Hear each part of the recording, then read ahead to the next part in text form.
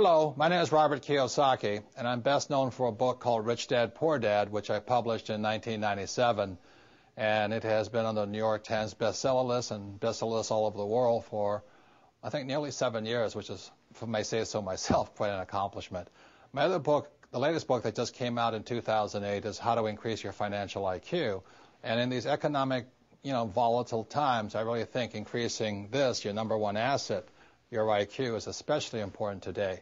So what I'm going to be talking to you about is something I call the new rules of money. And before I go into the new rules, I'll just explain why they're new rules. The rules of money changed first in 1971 when President Nixon took us off the gold standard, and second in 1974 when ERISA was passed. And ERISA now is known as a 401k. The reason ERISA is so important, or 1974 is so important, it meant to all employees that you no longer had a paycheck for life. The company was not going to take care of you for the rest of your life. So 1974 meant you had to now sort of save and invest enough money so that you could afford to pay yourself a paycheck for the rest of your life.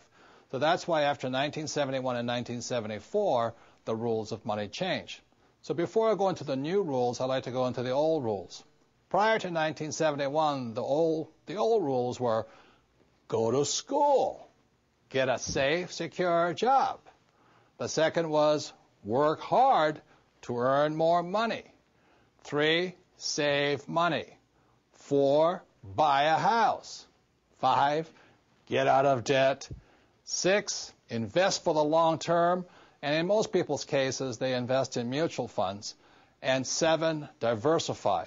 So those are the old rules, and when I talk to even young people today, people under 20 years old, they still say the same thing. I'm going to school to get a safe, secure job. I'm going to work hard to make a lot of money. I'm going to save money. I'm going to buy a house. I'm going to get out of debt. I'm going to invest for the long term in mutual funds, and I'm going to diversify.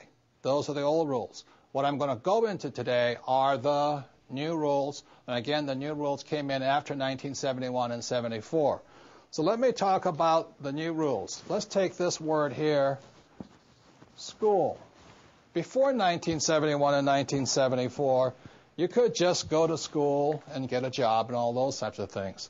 But today, after 1971 and 74, people need to know you need more education than the school systems provide. For example, one type of education our schools provide for is a thing called academic. And I don't spell very well, so if I misspell something, let me know. But academic means reading, writing, and arithmetic. That's very important. Rule number 2 you have to learn in school is professional.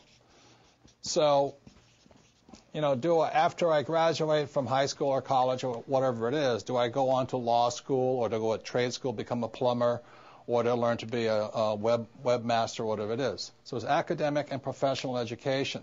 This is also very important. Our schools do a pretty good job of that. The third type of education that's important after 1971 and 74, the third is financial education. And this is why people are in financial trouble today. Because our school systems have very little, if any, financial education. And the only kind of financial education many school teachers are teaching kids is stuff they know, which is get a safe, secure job, work hard, save money, get out of debt, invest in a house, and invest in mutual funds. That is inadequate financial education today. So that's the first set of new rules. The new rule is after 1971 and 74, we all need more financial education and invest in our greatest asset, our minds, or increasing our financial IQ. So the advantage I had in my life was my poor dad was an academic guy. He was a PhD, head of education. He's a great, great guy. I love him dearly. But as you know, since we don't teach much about financial education, people are in financial trouble today. And that's where my rich dad kicked in. My rich dad thought this was very important, and my poor dad thought this was very important. So that's the difference between rich dad and poor dad. And one more thing, the reason I apologize for my spelling is even though my dad was the head of education for the state of Hawaii, he had me as his son, which kept him humble. And I flunked out of high school twice because I could not spell. So I'm not very good at academically. In fact, I'm not good to all of this stuff, but it's the combination of these three types of education that are essential today in this new economy, this new set of rules in the world.